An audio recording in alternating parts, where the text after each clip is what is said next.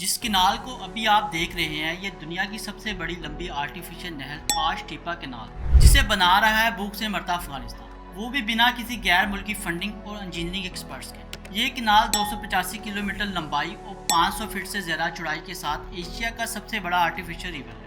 Economic experts کے مطابق یہ دریا سونے کی ایسی چڑیا ہے جو 2 سال کے بعد افغانستان کو ہمیشہ کے لیے بدل کر رکھ دے گا۔ ناظرین، 1 سال پہلے تک کوئی سوچ بھی نہیں سکتا تھا کہ جنگوں میں گھرا افغانستان دنیا کا سب سے بڑا آرٹیفیشل کنال بنا سکتا ہے، وہ بھی سب سے کم بجٹ میں، مگر افغانستان نے ایسا کر دکھایا۔ اب سوال یہ ہے کہ افغانستان اتنی بڑی آرٹیفیشل کنال کیوں بنا رہا ہے؟ افغانستان کی تقدیر بدل دینے والا یہ معجزہ بغیر کسی جدید مشینری کے کیسے جنم لے رہا ہے؟ اور کئی دہائیوں سے تباہی کا شکار افغانستان ترقی یافتہ ممالک کی مدد کے بغیر آخر ایشیا کا سب سے بڑا مصنوعی دریا کیسے بنا رہا ہے؟ ان تمام سوالوں کے جواب آپ کو ملنے والے ہیں ونڈر ٹی وی کی آج کی ویڈیو میں۔ ناظرین، آج کی تاریخ میں افغانستان شاید وہ پہلا اور آخری ملک ہے جس سے اتنے بڑے انجینئرنگ پروجیکٹ کی کوئی بھی توقع نہیں کر سکتا۔ اس کی وجہ یہاں 50 سالوں سے بگڑی ہوئی صورتحال اور 2 دہائیوں سے چلتی ہوئی جنگ ہے جو 9/11 کے بعد امریکہ اور افغانستان میں شروع ہوئی اور 2021 تک جاری رہی۔ اس جنگ میں افغانستان کو ناقابل تلافی نقصان اٹھانا پڑا، جس کی وجہ سے افغانستان کی اکانومی بالکل تباہ اور عوام کی معاشی حالت بد سے بدتر ہو گئی۔ مگر وہ کہتے ہیں نا، ہر عروج کو زوال آتا ہے۔ افغانستان کے عروج کا آغاز اس وقت ہی ہو گیا تھا جب سال 2021 میں افغانستان نے جنگ بندی کا اعلان کیا اور اگست میں اپنی ساری فوجیں واپس بلا لی۔ اس طرح طالبان نے افغانستان کی حکومت اپنے ہاتھ میں لے لی۔ اس وقت تک افغانستان کا شمالی علاقہ جنگوں کے باعث پانی کی قلت سے مکمل طور پر بنجر زمین میں تبدیل ہو چکا تھا۔ اس بنجر زمین کو سبز بنانے کے لیے ہی نارتھ افغانستان میں ایک میگا پروجیکٹ شروع کیا گیا جس کا نام کاش ٹیپا کنال رکھا گیا۔ کاش ٹیپا کنال اصل میں ایک مصنوعی دریا ہے جو ایمو دریا سے پانی لے گا۔ اس کی لمبائی 285 کلومیٹر جبکہ چوڑائی 100 میٹر اور گہرائی 8.5 میٹر ہوگی۔ یہ کنال ایمو ریور صوبہ بلخ سے شروع ہوگی اور 5,50,000 ہیکٹر صحرا کو سیراب کرے گی۔ ابتدائی طور پر اس کے لیے $500 ملین بجٹ کا تخمینہ لگایا گیا تھا، لیکن اب کہا جا رہا ہے اس کے لیے $100 ملین اضافی رقم کی ضرورت ہوگی۔ یہ آرٹیفیشل دریا افغانستان کے لوگوں کے لیے زندگی اور موت کا معاملہ ہے، کیونکہ شمالی افغانستان میں رہنے والے لوگوں کو اس وقت پانی اور خوراک کی شدید قلت کا سامنا ہے۔ آئی پی سی کی لیٹسٹ اسیسمنٹ کے مطابق افغانستان میں 17 ملین لوگوں کو خوراک اور پانی کی کمی کا سامنا ہے۔ یہ ملک کی آبادی کا 40% سے زیادہ بنتا ہے۔ یعنی اگر فوری طور پر افغانستان میں پانی کی کمی کا حل تلاش نہ کیا جاتا تو بہت جلد افغانستان کے 50% لوگ پانی کے قحط اور خوراک کی کمی کے باعث مر جاتے۔ یہی وہ بھوک اور قحط ہے جس سے لڑنے کے لیے کاش ٹیپا کنال نامی مصنوعی دریا کو بنانے کا عمل شروع کیا گیا۔ ایگریکلچر اور اکنامک ایکسپرٹس کے مطابق اگر یہ آرٹیفیشل دریا کامیابی سے مکمل ہو جاتا ہے تو یہ صرف افغانستان کے لیے ہی نہیں بلکہ پورے خطے کے لیے گیم چینجر ثابت ہوگا، کیونکہ کاش ٹیپا کنال سے کئی ملین لوگوں کو پانی پہنچے گا اور لاکھوں کسان دوبارہ زراعت کی طرف آئیں گے، جس سے صحرا دوبارہ غذائی فصلوں سے سرسبز ہو جائے گا۔ ایک اندازے کے مطابق 2028 تک افغانستان نہ صرف اپنی غذائی ضروریات پوری کرنے میں خود مختار ہو جائے گا بلکہ اضافی گندم دنیا کے باقی ممالک کو برآمد کرنے کے بھی قابل ہو جائے گا۔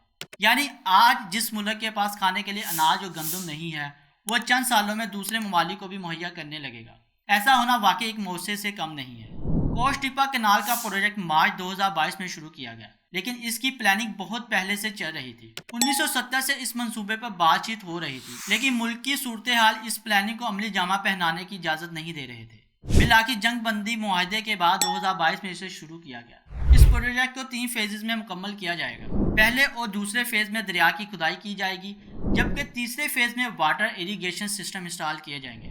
پہلے فیز میں 200 کنٹریکٹرز نے کام کیا ہے، جس میں 108 کلومیٹر دریا کھودا گیا۔ اس فیز میں کل 7,000 ٹرک اور کئی ہزار کرینیں استعمال ہوئی ہیں۔ رپورٹس کے مطابق کاش ٹیپا کنال پروجیکٹ کا پہلا فیز مکمل ہو چکا ہے، جبکہ دوسرے فیز میں تیزی سے کام جاری ہے۔ دوسرے فیز میں 177 کلومیٹر کھدائی کی جائے گی۔ اس دریا میں ٹوٹل 114 سیکشن بنائے جائیں گے۔ جب ان سیکشن کو کھول لیا جاتا ہے تو اسے مقامی انجینئر اور سپروائزر کو دکھایا جاتا ہے۔ ان سے اوکے ہونے کے بعد کرین اور ٹرک اگلے سیکشن کی طرف موو کر جاتے ہیں۔ اس آرٹیفیشل دریا پہ 2 کنکریٹ پل بھی بنائے جائیں گے، جس میں ایک ہائی وے کے طور پر استعمال ہوگا جبکہ دوسرا ریلوے ٹریک کے طور پر۔ اس کے ساتھ ساتھ انڈر گراؤنڈ پائپ لائن بھی بچھائی جائیں گے۔ یہ پائپ لائن ان علاقوں کو پانی دیں گی جو کنال سے دور پڑتی ہیں، جبکہ کچھ پائپ لائن شہروں اور نزدیکی گاؤں کو پانی پہنچانے کے لیے استعمال ہوں گی۔ پہلے فیز کی فائنل سٹیج پر روزانہ کی بنیاد پر 1 ملین کیوبک میٹر مٹی کو کھود کر نکالا جاتا رہا، جو کہ بہت متاثر کن ہے۔ آپ یہ جان کر حیران رہ جائیں گے کہ اس کام میں استعمال ہونے والی مشینری 1960 کی بنی ہوئی ہے۔ اس پروجیکٹ کی ایک اور اہم بات یہ ہے کہ افغان حکومت نے دریا کے کناروں پر لاکھوں کی تعداد میں درخت لگائے ہیں تاکہ زمینی کٹاؤ پر قابو پایا جا سکے۔ 20 کلومیٹر کے ایریا پر تو فصل بھی لگائی جا چکی ہے جس کا مقصد زمین کے زرخیز ہونے کا ٹیسٹ کرنا ہے۔ افغان حکومت کے ان اقدامات سے آس پاس کے علاقوں میں اکانومی کو بھی کافی بوم ملا ہے کیونکہ کام کے لیے ورکرز ان علاقوں سے لیے گئے، کھیتوں کو ری پلانٹ کیا گیا اور بہت سے روڈز بھی نئے سرے سے سیٹ کیے گئے ہیں۔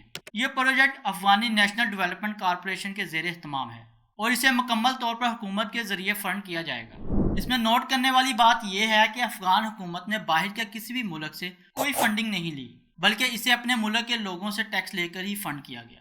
یہی غیرت مند قوموں کا شیوا ہے۔ اس پروجیکٹ کی سب سے حیران کن بات جس نے لوگوں کو اپنی طرف متوجہ کیا ہے وہ ہے جدید مشینری اور ایکسپرٹ انجینئر کا نہ ہونا، کیونکہ ہر میگا پروجیکٹ کے لیے یہ دونوں چیزیں ریڑھ کی ہڈی کی حیثیت رکھتی ہیں۔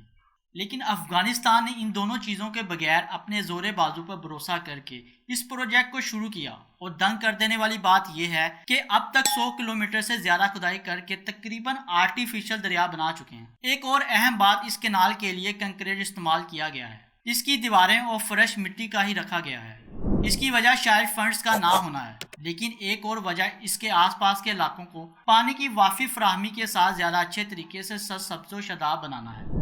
یہ پروجیکٹ جہاں افغانیوں کے لیے زندگی کی نوید ہے، وہاں سینٹرل ایشیا کے ممالک کے لیے خطرے کی گھنٹی ہے، کیونکہ ایمو دریا جو شروع تو افغانستان سے ہوتا ہے لیکن اس سے فائدہ افغانستان کے ہمسائے اٹھاتے ہیں۔ یہ دریا وسیع پیمانے پر ترکمانستان، تاجکستان اور ازبکستان کی زمینوں کو سیراب کرتا ہے۔ یہ ممالک 80% پانی اسی دریا سے لیتے ہیں، لیکن اب بننے والی کینال اس دریا کا 25% پانی استعمال کرے گی۔ اسی بات پر ان ممالک کے درمیان تناؤ بڑھ رہا ہے، لیکن طالبان حکومت نے کسی کو گھاس نہیں ڈالی اور اپنا پروجیکٹ جاری رکھا۔ اس لیے یہ خدشہ ظاہر کیا جا رہا ہے کہ اس کینال کے بن جانے سے خطے میں مزید مسائل اور باہمی مسئلے جنم لیں گے، کیونکہ افغانستان بجلی ازبکستان سے لیتا ہے۔ اس بات کو مد نظر رکھتے ہوئے افغانستان بڑے پیمانے پر سولر پینل بھی لگوا رہی ہے تاکہ ازبکستان سے تعلقات خراب ہونے پر بھی بجلی کی کمی کو پورا کیا جا سکے اور آنے والے وقت کے لیے خود کو تیار رکھا جائے۔ انٹرنیشنل میڈیا نے مجموعی طور پر اس پروجیکٹ کو بہت زیادہ تنقید کا نشانہ بنایا ہے، جس کی وجہ ایک طرف فنڈنگ، انفراسٹرکچر اور ایڈوانس انجینئرنگ کے بغیر کام کرنا ہے، جبکہ دوسری طرف ہمسایہ ممالک کے ساتھ تعلقات خراب کرنا تھا، لیکن کسی بھی طرح اس کام کو نہیں روکا جا سکا۔ خوشی کی بات یہ ہے کہ سارے مزدوروں کو وقت پر ان کی مزدوری دی جاتی ہے، لوگ خوشی سے کام کر رہے ہیں۔ اس پروجیکٹ کو 2028 تک مکمل ہونا ہے، لیکن جتنی تیزی سے کام ہو رہا ہے لگتا ہے کہ یہ 2025 کے شروع میں ہی مکمل ہو جائے گا۔ تمام تر مشکلات کے باوجود افغانستان کا پھلتا پھولتا دریا حالات کا مقابلہ کر رہا ہے اور خوشحالی کے ایک نئے دور کو جنم دینے کے لیے تیار ہے۔ ناظرین، یہ تھی آج کی ویڈیو۔ میں امید کرتا ہوں آپ کو ویڈیو پسند آئی ہوگی۔ آپ لوگوں کے ساتھ ملاقات ہوگی اگلی ویڈیو میں، تب تک کے لیے اپنا بہت زیادہ خیال رکھیے گا۔